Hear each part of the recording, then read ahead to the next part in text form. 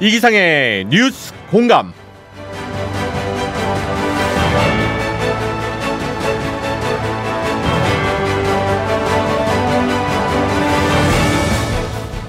청취자 여러분 안녕하십니까, 이기상입니다. 오직 한없이 가지고 싶은 것은 문화의 힘이다. 문화의 힘은 우리 자신을 행복하게 하고 나아가서 남에게 행복을 주기 때문이다. 백범 김구 선생이 꿈꾸던 나라, 바로 높은 문화의 힘을 가진 나라였죠. 그리고 백범이 꿈꾸었던 그 나라를 80여 년이 지난 지금 우리는 전 세계인이 열광하는 K컬처의 주인공으로 살아가고 있는데요. 자, 지금 이 순간 여러분은 어떤 나라를 꿈꾸고 계십니까? 자, 우리 아이들이 우리가 꿈꾸는 그 나라에서 행복하게, 그리고 또 남에게 행복을 주면서 살아가기를 바라는 오늘 3.1절입니다.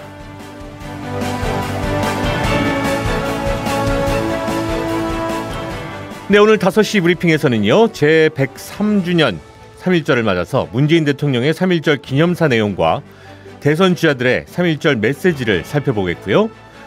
우크라이나 현지 상황과 또 새학기 학교 방역에 대한 궁금증들 짚어보겠습니다. 오늘의 픽 인터뷰에서는요, 박수현 청와대 국민소통수석을 전화로 연결해서 문재인 대통령의 3.1절 메시지의 의미와 말년 없는 정부에 남은 과제들 짚어보겠고요. 화요일에 만날 수 있는 강미진의 평화공감에서는 대선을 앞두고 탄도미사일을 발사한 북한의 속내에 대해서 살펴보는 시간 마련했습니다.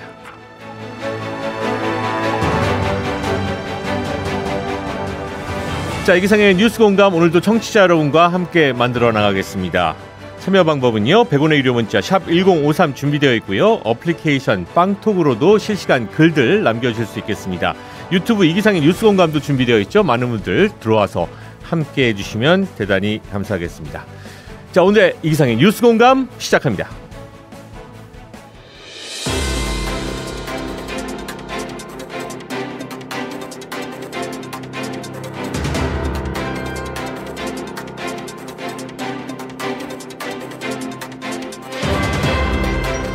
당신의 하루를 뉴스로 정리하는 시간, 5시 브리핑.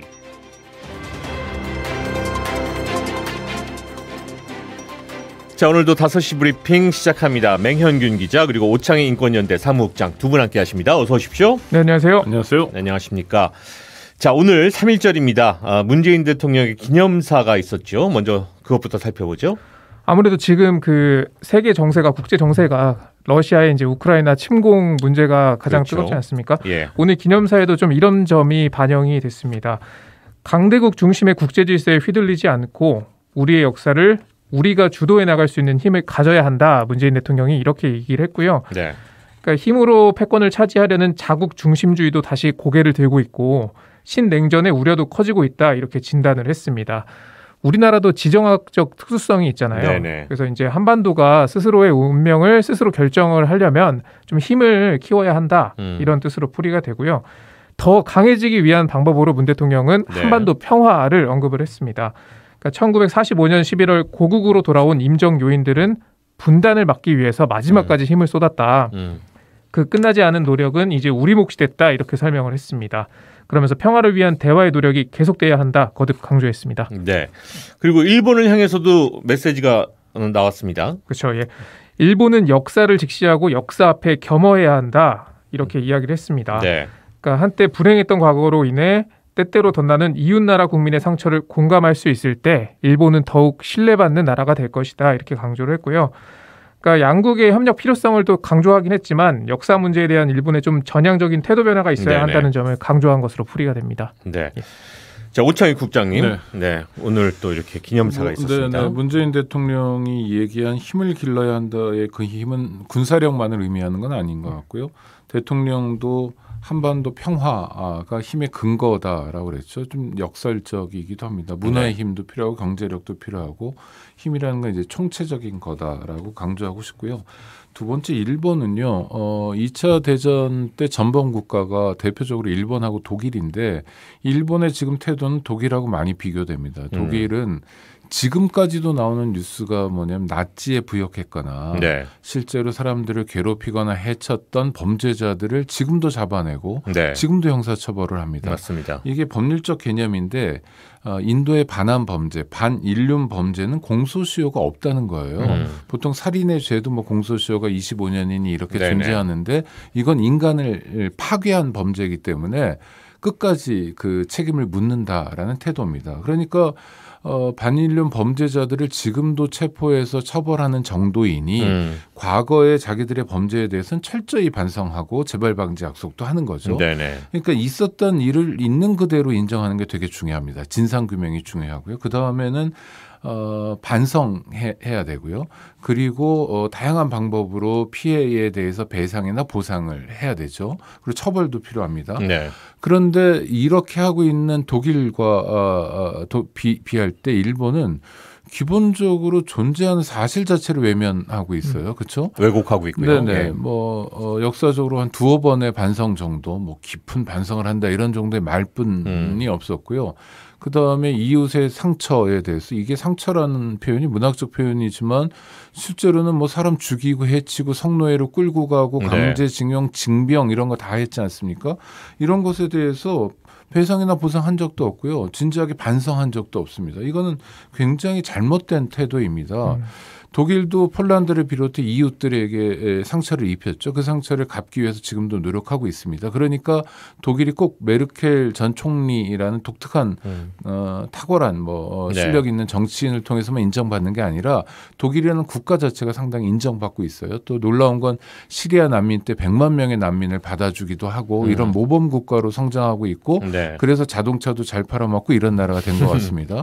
그런데 일본은 2차 대전 이후에 굉장히 비약적인 경제 성장은 있었습니다만은 이웃에게 인정받는 나라는 아닌 것 같아요. 적어도 우리가 인정하기 굉장히 어렵죠. 철저하게 반성해도 인정할 마음이 생길까 말까 한 게 솔직한 심정인데 과거를 부인하고 있습니다. 책임도 지지 않고 있고요. 뭐 중국도 마찬가지고 동아시아 여러 나라들이 일본 제국지에 침략을 받았고 피해를 받았는데 이런 이웃에게 제대로 인정받지 못한 나라가 앞으로 뭘 하겠냐라고 묻고 싶고요. 이건 일본 스스로를 위해서도 독일 모델로 하루라도 빨리 가는 게 일본 스스로를 위해서도 바람직한 일이라고 생각합니다. 일본이 지금 침체되어 있는 분위기가 굉장히 강하고 이 일본의 침체가 벌써 30년째 계속되고 있다라는 말들을 하잖아요. 이게 다른 데서 오는 게 아니라 철저한 과거와의 단절 이걸 제대로 못한 데서 오는 게 아닌가 싶어서 아쉽습니다. 지금 전반적인 분위기에선 사실 그것도 쉽지 않아 보입니다. 그렇죠. 일본은 뭐 하나의 정당, 하나의 정파가 계속 집권하고 있고 아베 전 총리는 뭐 퇴임했는데도 불구하고 실세로 자리 잡고 있고요. 그래서 아베의 정치, 아베 할아버지, 뭐 외할아버지가 보여줬던 정치 수준에서 계속 맴돌고 있는 것 같아요. 그러니까 일본 열도 전체가 굉장히 정체되어 있는 느낌인데 반인륜 범죄에 대해서는 공소시효를 배제하고 학살에 가담했던 사람들은 끝까지 잡아서 처벌하는 독일 정신을 배울 때 일본이 앞으로 나갈 수 있을 거라고 봅니다. 사실 우리 정부도 투트랙 기조라고 해서 과거 문제는 과거 문제대로 그리고 미래지향적인 협력을 도모한다. 이런 기조가 있지 않습니까? 그래서 손을 내밀고 제스처를 취하는데 사실 일본에서 잘 받아들이지 않는 것 같아요. 그리고 쉽지 않아요. 말씀하신 것처럼 우리가 이제 일본의 총리가 바뀔 때마다 이제는 좀 개선되지 않을까라는 이런 기대감 섞인 기사들도 나오곤 하거든요. 근데 여전히 아베 전 총리의 입김이 좀 많이 작용하고 있는 것처럼 보인다. 이런 해석도 가능할 것 같습니다. 총리가 바뀔 때마다 다시 원점으로 돌아가는 그런 경우는 또 많이 보는 것 같고요. 자, 어쨌든 문재인 대통령의 3.1절 기념사에서 일본은 역사를 직시하고 역사 앞에 겸허해야 한다라는 그런 메시지가 오늘 또 나오게 됐습니다. 자, 대선 후보들의 3.1절 메시지도 한번 살펴보겠습니다. 이재명 후보는 윤석열 후보를 콕 집어서 또 비판을 하기도 했습니다. 네, 윤석열 후보가 TV 토론에서 했던 발언을 다시 꺼내 들었고요. 계속 논란이 되고 있죠. 그러니까 과거 침략 사실을 반성조차 하지 않은 일본의 자위대가 한반도의 땅에 발을 들여놓는 일, 이재명은 절대 용납하지 않겠다. 이렇게 이야기를 또 했습니다. 자, 윤석열 후보 같은 경우는 이 발언에 이제 진위를 왜곡해서 친일 프레임을 더 씌우고 있다. 맞습니다. 라고 하면서 또 주장을 하게 됐고요. 그러니까 그 발언의 취지가 한미 동맹과 한미일 안보 협력이 함께 필요하다는 취지였다. 라는 건데요. 그러니까 3.1 정신은 이제 무조건적인 반일 배일이 아니다라면서 우리가 진정으로 일제 강점기의 상처를 추스르고 글로벌 중추 국가로 나아가기 위해서는 국제연대에 기초한 자강을 이루고 그 길 일본을 넘어서야 한다. 이런 점을 강조했습니다. 그리고 이재명 후보를 향해서는 또 이제 공격을 했는데 침공당한 우크라이나가 전쟁을 자초했냐 또 이렇게 되물으면서 우크라이나 국민 조롱에서 국제사회 공분 일으켰다 이렇게 또 비판하기도 했습니다. 네. 자, 이 우크라이나 전쟁 관련돼서도 이제 서로가 또 이렇게 공격할 수 있는 또 여지들을 또 만들어내고 있기도 하고요.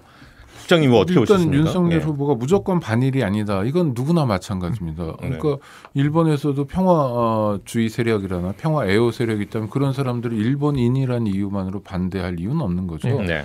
그런데 우리는 과거 식민지 지배를 당했던 입장에서 세 가지는 분명히 해야 된다는 겁니다. 진상규명이 철저히 돼야 되고 진상규명. 앞서 말씀드린 것처럼 일본은 깊은 반성을 해야 됩니다. 네. 그리고 배상과 보상을 해야 되는데 왜 네. 이게 필요하냐면요. 그래야 재발 방지가 되는 겁니다. 그러니까 과거에 대해서 반성해야 새로운 잘못된 길로 가지 않을 수 있는 힘을 얻는 거거든요. 네. 독일이 앞으로 우크라이나 사태도 있고 그렇습니다만 독일 군대를 보내서 다른 나라를 침략할 것 같다는 생각이 안 들잖아요. 근데 일본은 어떤 느낌이냐면 기회만 있으면 그럴 것 같은 느낌을 줍니다. 실제로 어떻게 될지 모르지만. 네네. 그러니까 이런 이미지는 어디서 오냐면 일본에 대해서 신뢰하지 못하는 데서 오는 거예요. 네네. 반성하지 않는 그렇죠. 모습에서 문재인 그런 거고요. 대통령 예. 말씀하신 것처럼 이웃들에게 신뢰받는 거 되게 중요한 겁니다. 무조건 반일하자는 건 아닙니다. 또 하나는 지금 그 한반도 안보 관련해서 윤석열 후보가 한미일 삼각동맹, 그다음에 북중러 이렇게 대결 구도를 만드는 것 같아요. 어떻게 보면 해양 세력과 대륙 세력 이렇게 나눠지는 것 같은데 이거 굉장히 위험한 구도입니다. 왜냐하면 우리에게 중국이 되게 중요한 나라예요. 네. 물건도 팔아먹어야 되고요. 또 중국에서 들여오는 물건도 많습니다. 경제적으로 굉장히 가까운 나라입니다. 사실은 제일 가까운 나라는 중국이죠. 그러니까 정치나 안보 외교의 측면에서 미국이 가까운 나라인 거고 또 일본도 과거 문제는 있지만 우리에게 있어서 굉장히 중요한 파트너입니다. 러시아도 마찬가지고. 마찬가지죠. 그러니까 함께 살 수 있는 방법을 만들어야 되고 파트너십 같은 게 2중, 3중, 4중으로 촘촘히 짜여져 있는 게 되게 중요합니다. 그게 한반도의 안보를 지키는 일이고요. 북한과도 마찬가지죠. 화해 협력도 하면서 물론 이렇게 미사일이나 이런 긴장에 대해서는 분명한 어조로 따지고 물어야 되지만 한반도 전체가 안전해질 수 있는 방법은 한반도를 둘러싼 4대 강국이 한반도에 함께 참여할 때 또 함께 관심을 가질 때 이익을 나눠 가질 때에만 가능한 일이라고 봅니다. 네. 어쨌든 그 윤석열 후보 같은 경우는 지금 계속해서 무슨 얘기가 이렇게 나오고 그런 다음에 이렇게 뒤를 이어서 설명과 해명이 쭉 이어져서 사실은 이 얘기였다라고 이제 이야기가 되거든요. 이번 이슈 같은 경우에는 또 한 번 이것이 얼만큼 본인의 의사였는지 아니면 왜곡된 거였는지 모르지만 매번 이렇게 얘기가 돼야지 된다는 것 자체가 참 안타까운 얘기입니다. 그걸 남들은 자질이라고 하는데 하여튼 잘 모르겠습니다. 선거 얼마 안 남아가지고 좀 불안불안한 생각도 들고요. 그런데 안보 문제 같은 건 진짜 중요합니다. 그러니까 한미일 삼각 그래서 전쟁이 나면 미국 군대는 자동 개입하게 돼 있습니다. 우리는 굉장히 높은 수준의 안보 체계를 지금 강화하고 있는 상태니까요. 그런데 일본 군대가 한반도에 들어온다는 건 한반도인들의 머릿속에는 없습니다. 그러게요. 이건 정말 상상하기 어려운 일이고 끔찍한 일인데요. 그러니까 그건 정말 아닐 거라고 믿고 싶습니다. 네. 자, 4일과 5일 우리가 사전 투표가 이제 진행이 됩니다. 여야 모두 사전 투표에 이제 총력전을 또 펼칠 그런 시점입니다. 네, 독려하고 있습니다. 네. 지금 이제 초접전 승부를 벌이고 있잖아요. 그래서 이제 유권자를 한 명이라도 더 이끌려고 하는 모습이고요. 민주당은 이 사전 투표율이 높을수록 좀 유리하다고 보고 있어요. 그래서 이 사전 투표가 끝나면 또 이제 권역별 사전 투표율이 공개가 되잖아요. 결과에 따라서 또 지지층이 결집하는 그런 모습도 나타날 수 있고요. 예. 이재명 후보도 사전 투표를 할 예정이고요. 반면 이제 윤석열 후보는 사전 투표를 독려하는 이유가 지지자들 가운데 이제 사전 투표를 하겠다는 사람들이 이재명 후보 지지자의 절반에도 미치지 못한다. 이런 결과 그렇군요. 때문이에요. 예. 그래서 독려하는 측면이 있고요. 그리고 그동안 좀 강세를 보여온 20대 남성 대상으로도 사전 투표를 독려하고 있습니다. 네. 이 사전 투표 어디가 유리할까 이거에 대해서는 매번 투표 때마다 얘기 나왔는데 전에는 사실은 민주당 쪽이다, 진보 쪽이다 이런 얘기들 많이 했었거든요. 그런데 지금 전혀 모르겠습니다. 그러게 말이에요. 초박빙 상황이기 때문에요. 근데 이게 유불리 누구에게 유리하냐 불리하냐를 넘어서 사전 투표 관련 공방이나 논란이 생기는 까닭을 봐야 되는데 이게 가짜 뉴스 때문입니다. 일종의 괴담 같은 걸 어떤 정치인이 대표적으로 퍼뜨리고 있어요. 지난 정권 때 국무총리를 지냈던 황교안 씨입니다.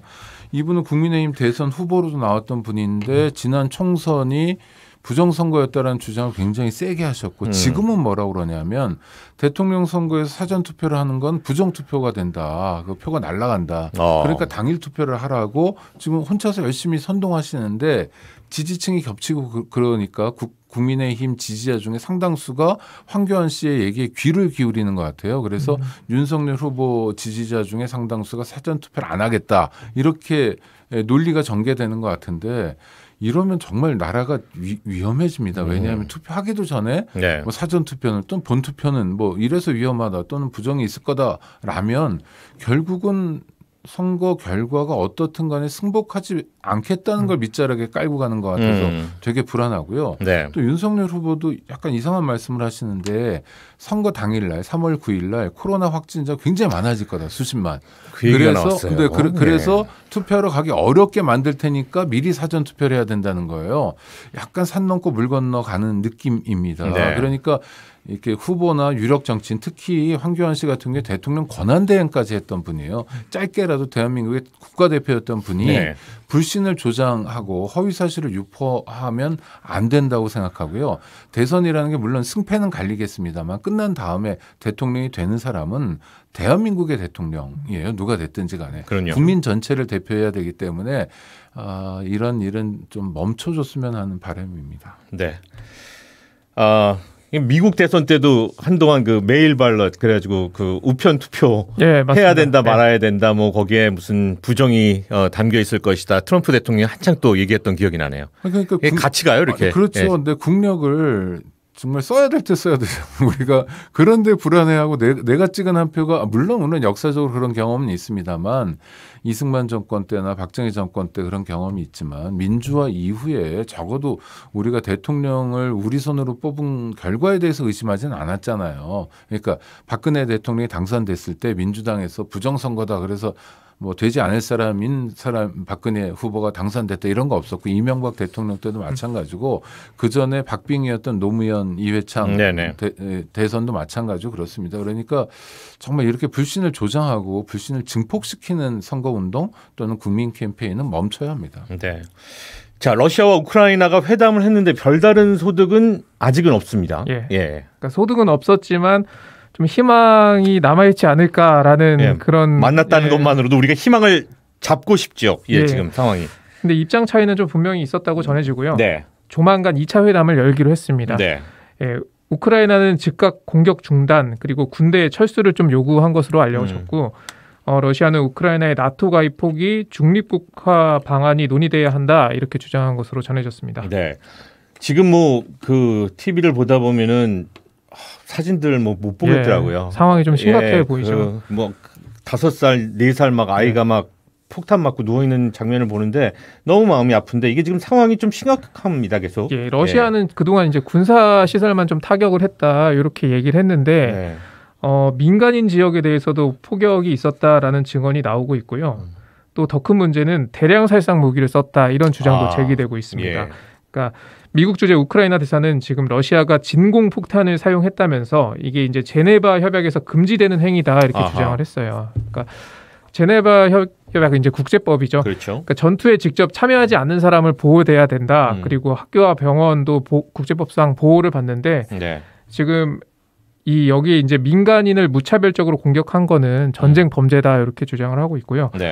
지금 상황이 이렇다 보니 교황청도 계속해서 대화를 촉구하고 있습니다. 그러니까 프란치스코 교황이 러시아 대사관 찾아갔고 또 우크라이나 대통령과 전화 통화도 했는데 이제 국무원장 파롤린 추기경도 이탈리아 언론과의 인터뷰에서 좀 다시 한번 대화를 촉구했습니다. 그리고 바티칸 뉴스를 보면은 또 한 문장에 좀 인상 깊은 문장이 있었는데 평화를 바라는 어린이의 목소리를 들어야 한다라는 문구가 또 기억에 남습니다.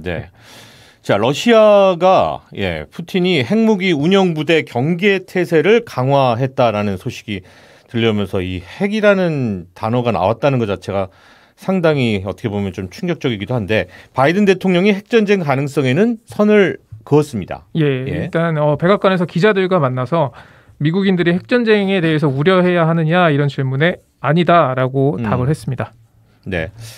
자, 이 오창익 부장님, 예. 일단 뭐 협상이 열린 건 다행인데 이게 전쟁 과정에 열렸잖아요. 전쟁 이전에 대화를 했어야 되는데 전쟁이 시작되면서 대화가 시작된 건 되게 안타깝죠. 근데 알려진 거로만 보면 우크라이나 말이 전적으로 맞은 것 같아요. 우크라이나는 일단 공격을 중단하고 군대를 철수해라 이런 주장을 했다는 거고, 러시아는 우크라이나의 나토 가입을 포기해라. 그리고 중립국으로 가는 걸 논의해봐라. 뭐 이런 거잖아요.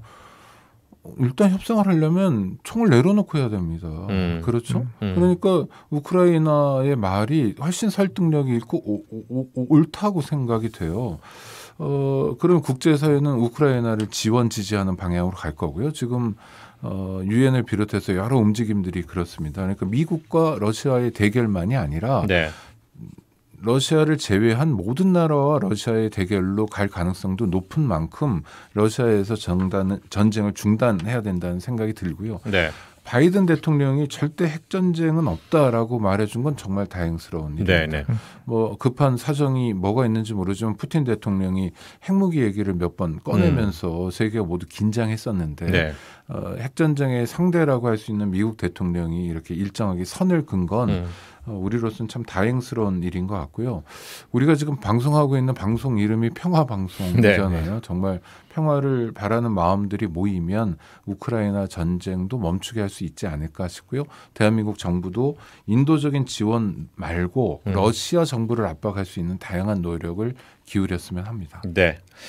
자, 다음 소식입니다. 개학 시즌인데요. 이제 새학기에 그 학교 방역이 이제 문제가 될 것 같은데, 검사도 그렇고 지금 뭐 격리 문제까지 해서 여러 가지 방침들이 지금 막 바뀌다 보니까 좀 헷갈리는 부분이 있거든요. 좀 짚어보도록 하겠습니다. 일단은 가족 중에 확진자가 있는 경우에 아이들이 학교에를 갈 수 있는 겁니까? 아니면은 그거는 접종 여부에 따라 접종 다릅니다. 여부. 예. 그러니까 접종 완료한 학생과 교직원은 등교할 수 있고요. 네. 하지만 접종을 마치지 않았다면 PCR 음성 아하. 결과를 받았어도 등교를 할 수가 없습니다. 네네. 지금 방침이 이제 접종자 격리 면제, 미접종자 7일 격리 지침이 있기 때문입니다. 네. 예. 자, 같은 이유로 학원은 어떻습니까? 학원은 갈 수 있습니다. 학원은 또 갈 수 예. 있고요. 그러니까 미접종자 아하. 7일 격리 기준이 등교 시에만 적용이 되기 때문에 아하. 예, 학원은 갈 수 있습니다. 이게 늘 헷갈리고 잘 이해가 안 되는 그런 부분들도 좀 있고요. 확진 판정을 받은 건 아닌데 증상이 있어서 학교를 못 갔다, 이런 경우도 있을 거 아니에요. 예, 그런 경우에는 출석이 인정이 됩니다. 그러니까, 출석 인정이 된다. 의심 증상으로 학교에 가지 않은 경우 출석 인정된다라는 얘기고요. 만약에 나중에 확진이 아닌 걸로 나타나도 출석은 인정이 됩니다. 네. 예. 시험도 본단 말이에요. 예. 네. 확진이 돼가지고 시험을 못 보는 경우도 분명히 생길 수 있거든요. 그러니까 이럴 때는 의료기관의 검사 결과 확인서와 진료 확인서 등 이런 증상을 확인할 수 있는 경우에만 좀 인정점을 부여한다, 이렇게 되어 있습니다. 예. 자, 그러고 또 그 방역 당국이 확진이 되면 왜 문자를 보내주나요? 이것만으로 좀 출석 인정이 되는 건지 어떻게 됩니까? 됩니다. 문자만 담임 선생님한테 보여주면은 이 출석 인정 결석이라고 하거든요. 네. 그게 인정이 됩니다. 네, 확진됐다라는 문자를 받게 되면은. 네. 네. 그러니까 별도의 서류를 준비할 필요는 없는 겁니다. 알겠습니다. 뭐 계속 바뀝니다. 뭐 궁금하시면 검색해도 되고 한국 그래도 정보에 접근할 수 있는 방법이 되게 많습니다. 뉴스에서도 계속 안내해 주시고 자막도 뜨고 또 우리 방송 들으시면 되고요. 그래서 너무 미리 걱정하실 필요는 없고요. 정보는 바뀔 수도 있지만 바뀌는 정보에 대해서는 정부에서도 그렇고 언론에서도 친절하게 설명해 주니까 귀 기울이시면 될 것 같습니다. 네, 뭐가 이렇게 계속 바뀌어라고도 할 수 있지만 상황이 계속 바뀌고 있습니다. 그러니까요. 네, 그게 팩트인 거죠. 알겠습니다. 오늘도 5시 브리핑 두 분과 함께 이야기 나눴습니다. 고맙습니다. 감사합니다. 고맙습니다.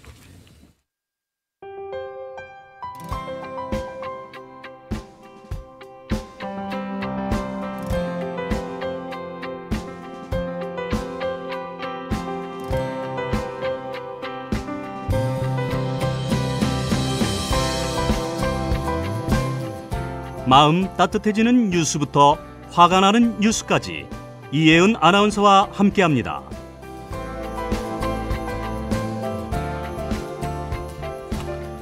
네, 오늘도 뉴스 초이스 이혜은 아나운서와 함께합니다. 네, 안녕하세요. 뉴스 초이스 아나운서 이혜은입니다. 네, 3일절이네요. 네, 그렇습니다. 오늘 3일절이고 100번 하고도 세 번째로 맞는 103주년 3.1절입니다. 그렇습니다. 다 알고 계시겠지만 3.1절 정의를 한 번 더 말씀을 드리려고 해요. 네. 1919년 3월 1일 한민족이 일본의 식민 통치에 항거하고 독립선언서를 발표하여 한국의 독립의사를 세계 만방에 알린 날을 기념하는 국경일입니다. 국경일에는 우리가 집집마다 태극기 걸잖아요. 네. 학교 다닐 때는 태극기 올바르게 다는 법, 또 태극기 제대로 그리는 방법 알려주기도 했는데 기억나네요. 네. 사실 성인이 되고 나서는 누가 가르쳐주지 않다 보니까 기억이 정말 가물가물해지고 이런 부분이 있는 것 같습니다. 맞습니다. 예. 그래서 인쿠르트가 3.1절을 맞아 성인 남녀 1000여 명을 대상으로 태극기 개양법, 건곤감리 등 태극기 문양 제대로 알고 있는지에 대한 설문조사를 진행했다고 하는데요. 예. 결과가 어떻게 나왔을 것 같나요? 아, 무섭네요.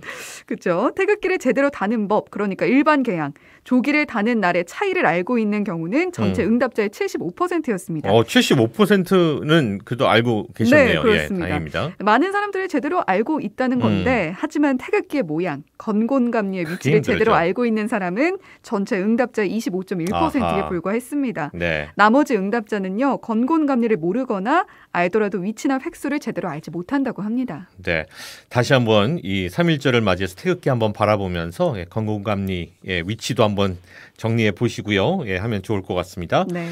자, 지금 그 우크라이나와 러시아 간의 이 전쟁 소식에 마음이 참 아픈 그런 뉴스들 계속 이어지고 있는데 중국에서는 또 누리꾼들이 그 오히려 우크라이나를 조롱하는 악플을 달아서 또 이게 또 이슈가 되고 있더라고요. 네, 그렇습니다. 오늘도 러시아가 우크라이나 주요 거점 도시 민간인 지역에까지 포격을 가했다. 이런 소식이 들려와서 더 걱정이 큰데요. 네. 이런 와중에 중국의 일부 누리꾼들이 우크라이나 미녀들이 오고 있다. 라거나 네. 우크라이나 여성 난민은 기꺼이 돌봐주겠다라는 식으로 희롱하는 댓글을 남겨서 논란이 되고 있습니다. 이런 내용뿐만이 아니라 틱톡의 중국 버전인 더 우인에도 러시아가 우크라이나를 침공해서 신이 난다. 마치 중국이 대만을 수복하는 장면 같지 않은가. 푸틴 정말 멋지다라고 말하는 내용의 영상이 올라왔습니다. 일부겠죠. 예, 일부 네티즌들이 예, 이렇게 얘기를 한 거겠죠. 예, 네, 이렇게 중국 않습니다. 본토에서 생각 없이 내뱉는 말의 피해는 고스란히 우크라이나에 머물고 있는 중국인들에게 돌아가고 있는데요. 네. 우크라이나에서 중국인이 표적이 돼서 공격을 당했다는 보도가 나왔고요. 우크라이나에서 공부하고 있는 한 중국 유학생은 중국인이라는 이유로 거절당할 것 같아서 보호소에도 못 가고 있다라고 밝혔습니다.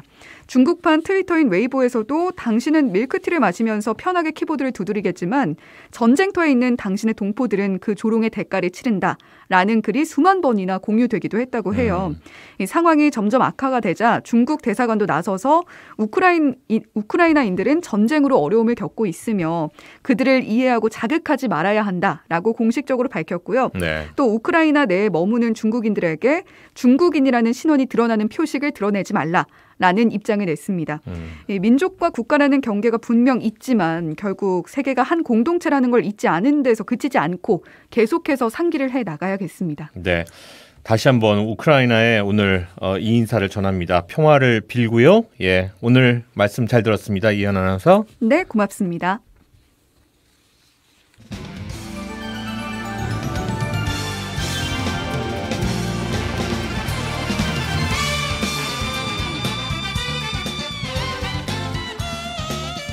주요 뉴스 가운데 뽑힌 오늘의 픽 지금 바로 시작합니다.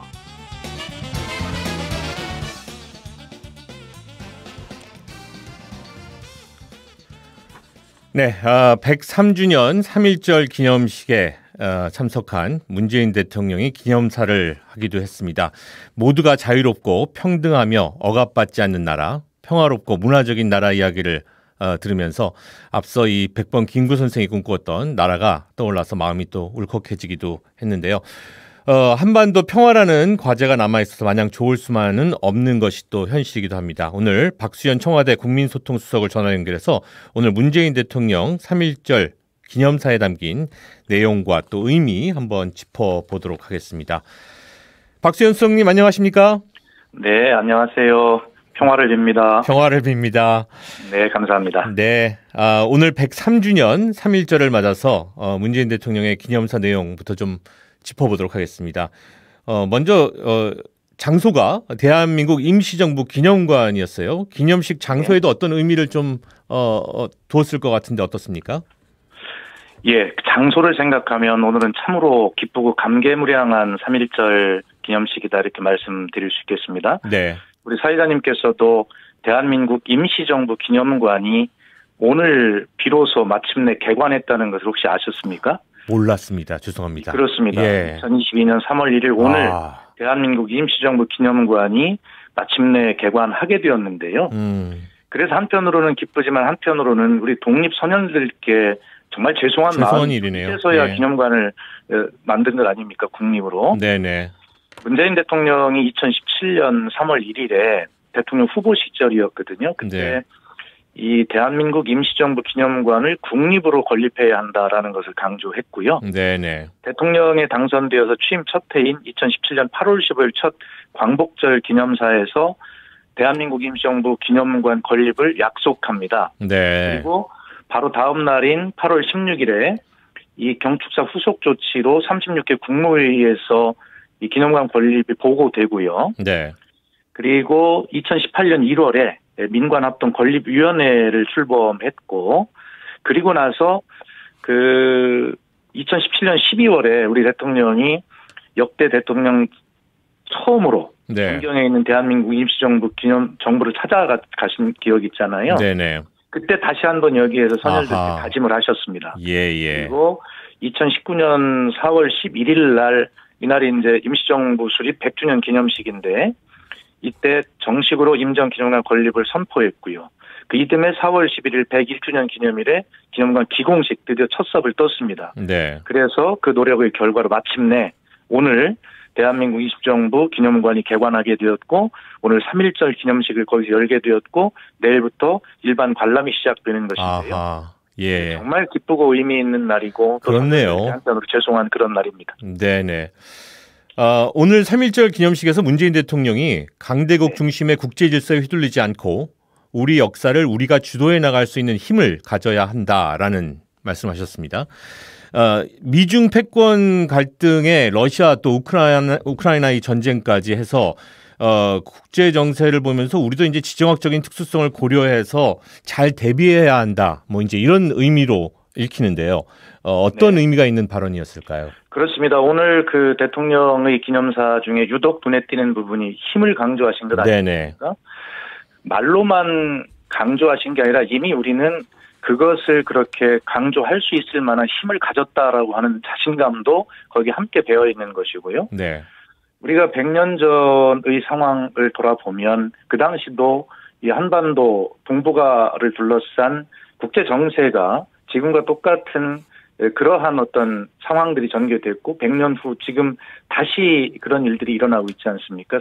사회자께서 지금 말씀하셨습니다만 미중 패권 경쟁이라든가 그다음에 자국 산업 보호주의, 자국 우선주의 이런 것들, 공급망의 갈등 이런 것들이 생기면서 이제는 이슈는 글로벌화돼 있고 이런 문제를 해결함에 있어서 어떤 세계 평화, 이웃들과 함께 어깨를 나란히 하는 그런 우호 설린의 도 중요하지만 중요한 것은 우리가 그런 것들을 이런 상황을 주도해 나갈 수 있는 힘을 갖추는 것이 다시 우리가 나라를 잃었던 그런 아픔을 되풀이하지 않을 수 있다라고 하는 그런 원론적 말씀이면서 이제 우리는 그러한 힘을 가지고 세계를 주도하고 있는 부분이 있을 만큼 확실하게 이제는 달라졌다라고 하는 것을 강조하고 또 자부심을 심어주신 말씀이라 이렇게 생각합니다. 네. 자, 그런 면에서 이제 그 취약한 한반도의 평화나 남북 대화에 대한 아쉬움을 언급하기도 했던데 지금 이제 그 임기 종료가 이제 목전입니다. 어떤 새로운 시도가 쉽지 않아 보이기도 하고요. 임기 말까지 어떤 남북 대화를 위한 노력들 어떤 것들이 가능할까요?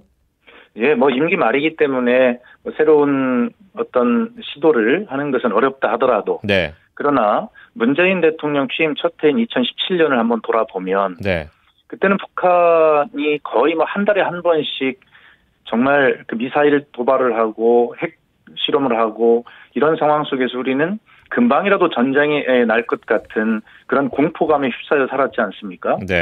그러나 우리는 굳은 인내를 가지고 또 평화에 대한 확신을 가지고 그렇게 노력을 굳건하게 해온 결과 지금은 북한이 여러 미사일 발사를 하고 한다 하더라도 이제 우리가 전쟁이 나겠다라는 공포에서는 벗어났습니다.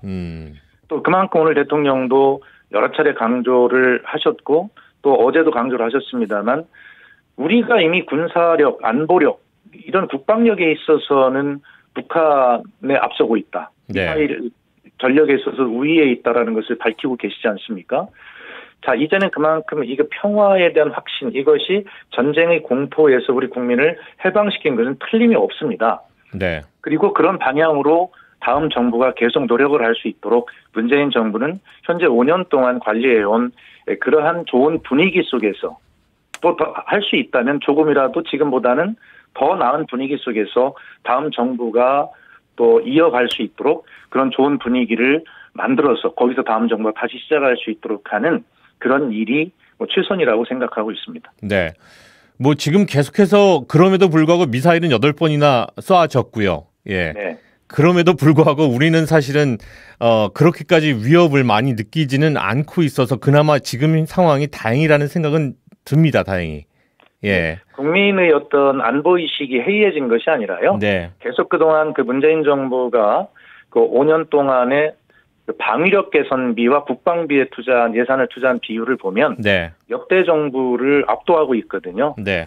또 방위력 개선비는 실질적으로 우리 군의 그 전력을 증강하는 것을 의미하는 뭐 전략 무기를 뭐 개발한다거나 획득한다거나 이런 데 드는 비용인데 그런 어떤 우리 높아진 어떤 군사 과학 기술 이런 것들을 바탕으로 해서 이미 북한이 어떤 것들을 실험한다거나 도발을 한다 하더라도 네. 그 위에 있는 준비를 이미 다 하고 있다는 것을 차곡차곡 국민께 보여드려 왔고 최근에 대통령께서 자세히 설명을 하고 계십니다. 그렇기 때문에 국민의 어떤 그런 안보의식의 해이 이런 것들이 아니라 이것은 분명하게 이제 우리는 자신 있다.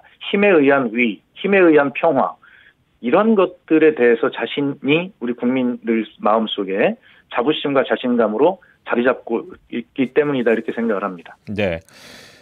지금 일본을 향해서는 역사를 직시하고 역사 앞에 겸허해야 한다라는 그런 말씀을 하시기도 했는데, 네. 그럼에도 불구하고 지금 이제 우리가 이번 정부에서 과거는 과거대로 미래지향적 협력에 힘을 쏟는다라는 어떻게 보면 이제 이 투트랙 기조를 계속해서 유지했는데 큰 효과는 없었던 걸로 보이기도 합니다. 예, 이거 앞으로는 어떤 식으로 우리가 가야 될까요?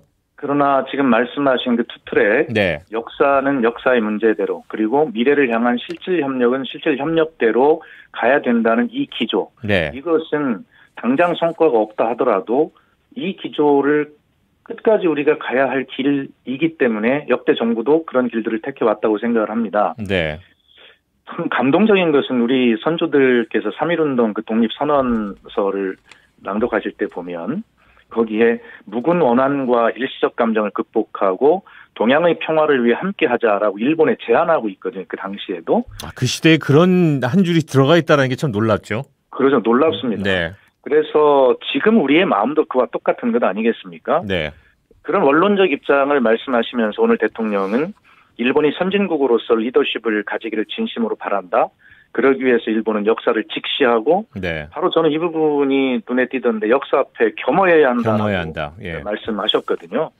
그리고 불행했던 과거로 인해서 때때로 덧나는 이웃나라 국민의 상처를 공감할 수 있을 때 일본은 신뢰받는 나라가 될 것이다. 네네. 무슨 말인지 다 이해가 되지 않습니까? 소름 네. 끼치게 정말 가슴에 닿는 말씀이라고 생각을 합니다. 네. 아마 역사 앞에 겸허해야 한다라고 강조하신 이 말씀은 아마 평범한 표현 같지만 사실은 대통령께서 굉장히 큰 말씀으로 저는 그렇게 하셨다고 생각을 개인적으로 하고요. 그러나 앞에서 말씀드린 대로 네. 100년 전에도 이미 우리 선조들이 말씀하신 동양의 평화를 위해 함께 하자라고 일본에 제안한 우리 한국인의 큰 마음을 네. 일본이 진정으로 돌아봐야 된다 그렇게 생각을 합니다. 자, 이 투트랙 이야기인데 그럼에도 불구하고 한일 관계가 잘 풀리지 않았던 것은 일본이 대화에 미온적인 것인가요? 아니면 우리가 조금 더 적극적으로 나갔어야지 되나요? 글쎄 그것을 어떤 일방의 책임으로 규정할 수는 없겠고요. 네. 저희는 항상 모든 가능성을 염두에 두고 열린 자세로 임해왔다라고 하는 것을 여러 차례 강조를 했습니다. 네. 앞으로도 그럴 것입니다. 예. 네, 알겠습니다. 사실 이 대법원 판결 이후에 3년이 지났지만 피해자들 입장에서는 달라진 것이 없다라는 그런 이야기도 있습니다. 현 정부가 피해자 중심의 원칙을 강조했지만은 정작 강제징용 이 배상 문제 예, 이거 해결하기 위해서는 그렇게 큰 힘이 느껴지지 않았다. 뭐 이런 비판도 분명히 있는 것 같거든요. 어떻게 보십니까?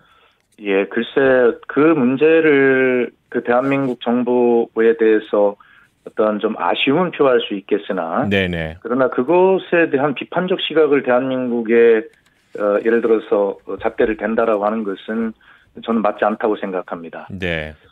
어쨌든 한일 양국의 협력은 미래 세대를 위한 현 세대의 책무라 하는 것은 뭐 정부만이 아니라 우리 국민 모두가 다 아는 이야기고요. 또 이러한 평범한 진리를 일본 국민이 진정으로 함께 공감할 수 있어야 한다. 그렇게 말씀드리겠습니다. 네.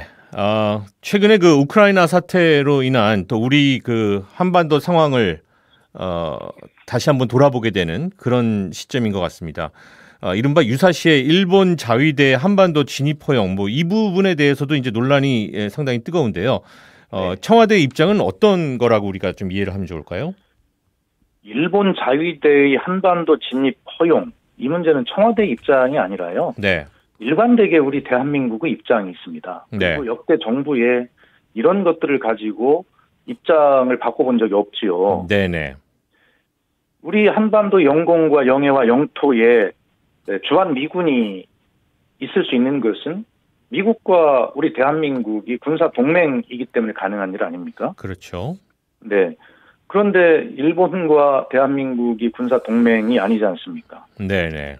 그러니까 이 문제는 뭐 제가 어떤 뭐 입장을 더 말씀드린다는 것은 좀 적절하지 않은 것 같고요. 이건 네. 워낙 원칙적이고 상식적인 또 단호한 입장이기 때문에 이 문제에 대해서 어떤 말씀을 드린다는 것이 나로 설명할 필요가 없을 것 같다. 그렇습니다. 라는 말씀인 것 같습니다. 문재인 대통령이 우크라이나 사태에 대해서 인도적인 지원을 신속하게 강구하라 뭐 이렇게 지시를 했는데요. 인도적인 지원 방안 뭐 어떤 것들이 논의되고 있습니까?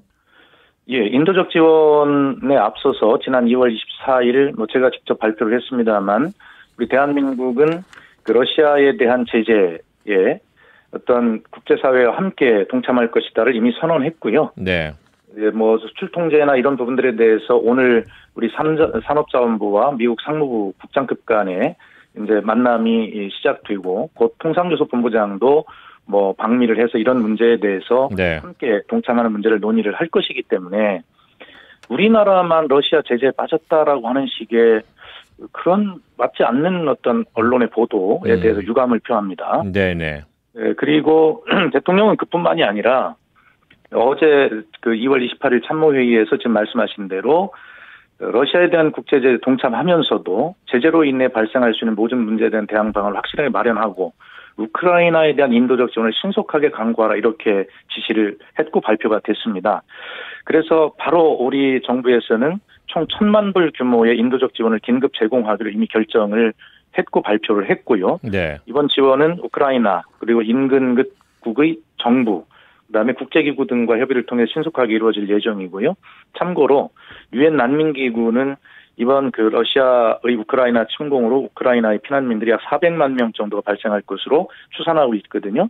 하여튼 이런 대한민국의 현재 국력에 맞도록 또 평화를 사랑하는 대한민국의 가치와 맞도록 우리 역할을 다할 것이라는 말씀을 드립니다. 네.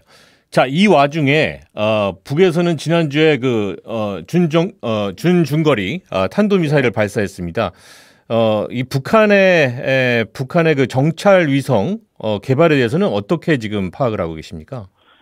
예, 그 북한이 그 2월 27일 날 일요일 날 오전 9시부터 저희가 이제 상임위원회 긴급회의를 열어서 NSC 열어서 여러 가지 이제 협의도 하고 네. 했는데 아마 북한은 작년 8월인가요? 제가 정확히 기억을 못 하겠는데 그 8차 당대회인가에서 밝힌 자기들의 어떤 뭐 국방력 강화 계획 네네. 발표가 있었어요. 그 중에 네네. 하나가 이제 정찰 위성 네네. 개발하겠다 이것도 들어있는데요.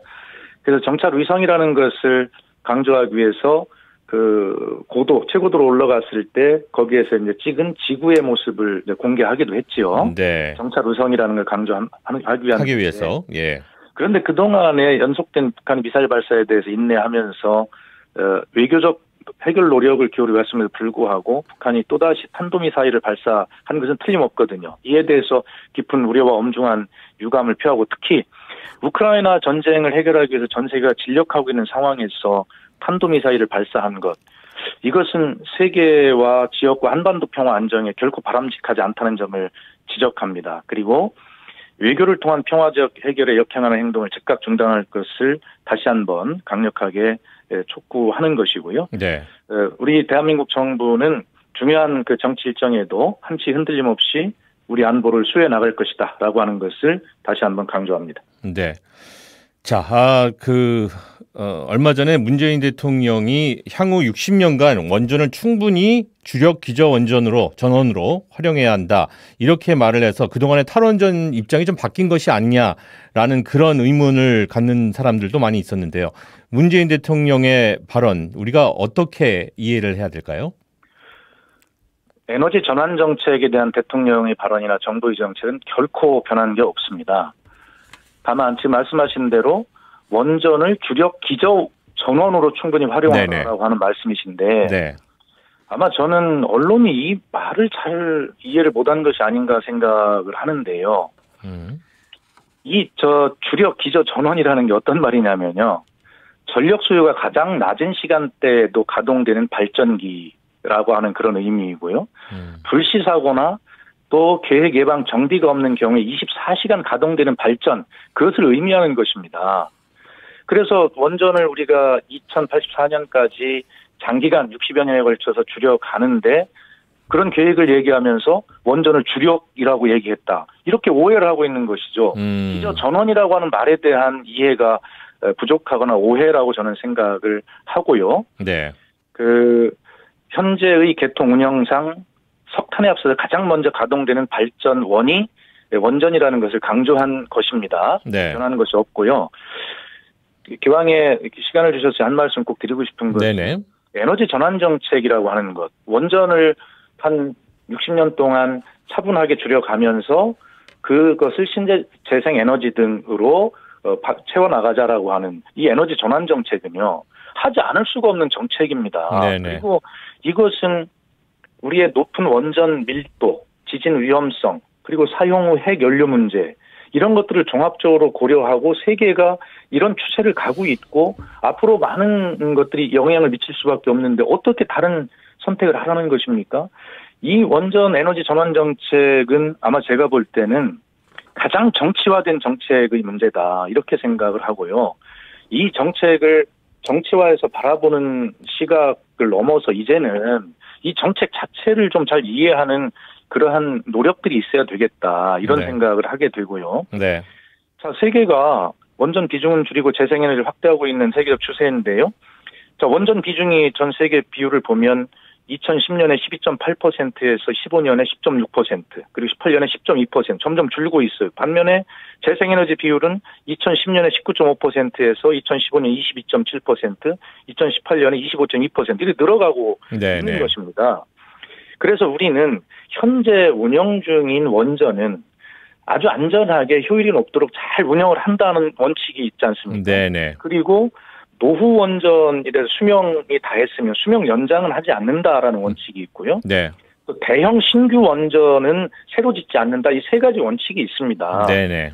그래서 2084년까지 서서히 줄여 나가겠다는 것이지 원전을 갑자기 무슨 뚝딱해서 하루아침에 없애겠다 이런 것이 아닌데도 네. 자꾸 국민들께 그렇게 불안하게 오해를 시킬 수 있는 그러한 어떤 흐름들, 이런 흐름들이 참 저는 이해가 가지 않고 네. 그럼에도 불구하고 국민께 끝까지 따박따박 설명을 잘 드려야 되겠다는 말씀을 드리고 마지막으로 네. OECD 37개 중에요. 네. 원전을 운영하지 않는 나라가 14개국이나 되고요. 아예 운영 사례가 없는 나라가. 네. 그다음에 원전을 축소하거나 우리처럼 신규 건설하지 않는다는 이미 방침을 정한 나라가 11개국입니다. 네. 원전을 신규로 도입하겠다는 나라는 2개국밖에 되지 않아요. 앞으로는 이런 대형 원전, 사고가 한번 나면 큰일 나는 것을 우리가 보고 있지 않습니까? 네. 이러한 대형 원전을 새로 짓지 않는 대신에 지금 세계 모든 나라들은 그 소형 모듈 원전, SMR이라고 그러죠. 네. 이것이나 차세대 원전을 개발 중에 있는데 문재인 정부가 원전을 하루아침에 없앨 정도라면 무엇 때문에 이러한 새로운 원전 기술에 투자를 하겠습니까? 지난 5년 동안에 무려 제가 정확하게 기억하는지는 모르겠습니다만 이런 새로운 기술, 원전 기술을 개발하기 위한 R&D 투자만 저희가 1조 1,600억 정도를 했거든요. 네, 수석님. 저희가 시간이 이제 없습니다. 네, 그렇습니다. 그래서 이 문제는 네. 정치화가 되지 않은 정책의 문제로 우리 후손의 미래를 위한 문제로 있는 그대로 노력을 이해하려고 한 노력을 함께 해보자는 말씀을 드리고 싶습니다. 알겠습니다. 지금 말년 없는 정부로 레임도 없는 정부로 지금 40% 유지하고 계신데 박수현 청와대 국민소통수석과 함께 문재인 대통령의 3.1절 기념사와 담긴 의미 함께 이야기 나눴습니다. 오늘 고맙습니다. 네, 감사합니다.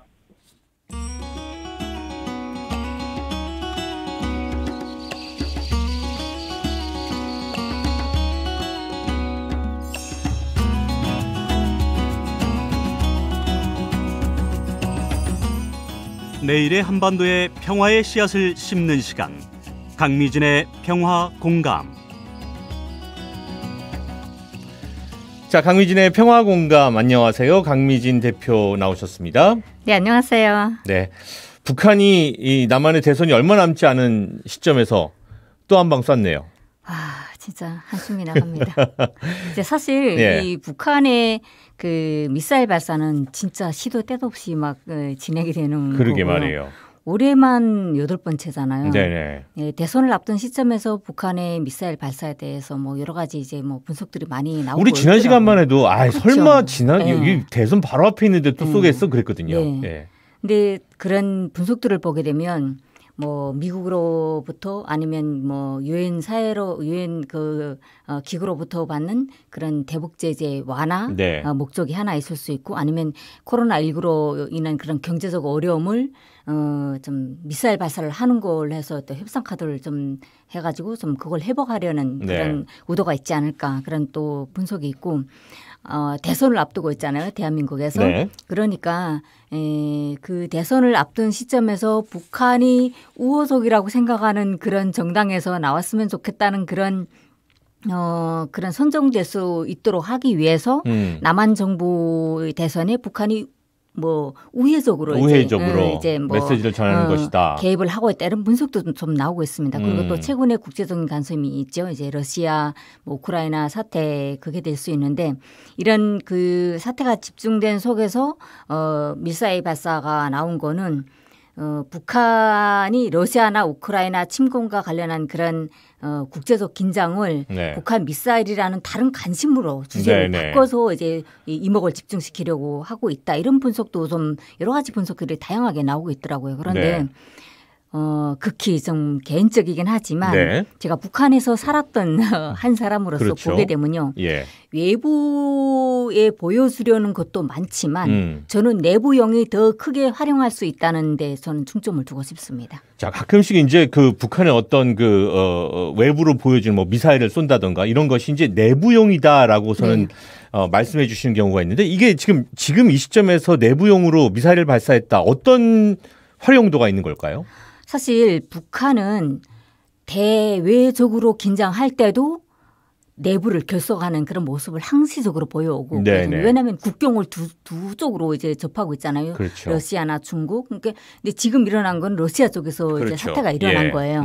그런 목적에서 러시아 지역은 함경북도 지역이기 때문에 대량 탈북이 일어났던 지역이란 말이에요. 아하. 그런 조건에서 북한이 외부적으로 이제 그 다른 나라 휴대폰을 가지고 있는 사람들을 통해서 이런 소식 듣고 북한이 또 텔레비전을 통해서도 어마어마하게 이제 얘기를 했단 말이죠. 그러니까 그런 상황에서 이번 그 미사일 쏘고 우리 그 정찰기잖아요. 이번에 정찰 위성에다 다는 그걸 정찰 위성이라고 발표를 했죠. 그렇게 발표를 했기 때문에 주민들도 다 알 거란 말이에요. 네. 그 소식을 통하면 사람들이 1차적으로는 우리도 과학기술이 다른 선진국들을 따라갈 수 있는 정도로 발전했어. 이런 것도 물론 있고 그다음에 우리의 국방력이 상당히 높아졌다.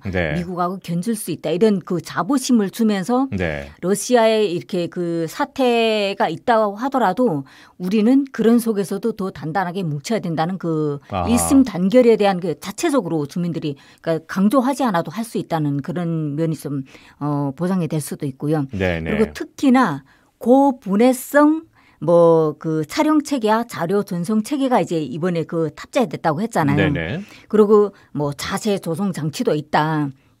그런 걸로 이제 얘기를 했기 때문에 북한 주민들 입장에서는 이렇게 생각할 거예요. 아, 우리가 하는 행동 하나하나를 이제 우리가 쌓아올린 그 위성이 우리 행동을 하나하나 볼 수도 있구나. 다 바라보고 있겠구나. 네. 오. 일종의 그 외부적인 사태에 이럴 때 조심을 해야 되겠다는 그 주민들이 단결력을 좀 직결할 수 있는 그런 데도 활용이 될 수도 있고 네. 또 좋은 면으로 본다면 네. 우리나라가 만든 그런 인공위성 이런 정찰기 가지고 위성에서 찍어서 우리나라 지도를 공중에서도 볼 수 있다. 네. 이런 면에서 좀 자부심을 가질 수도 있지 않을까 생각합니다. 자, 탄도미사일 하나에도 여러 가지 또 우리가 예상들을 해볼 수가 있습니다. 자, 오늘 강미진의 평화공감 강미진 대표와 함께 북한의 미사일 발사에 대한 이야기 나눴습니다. 고맙습니다. 감사합니다.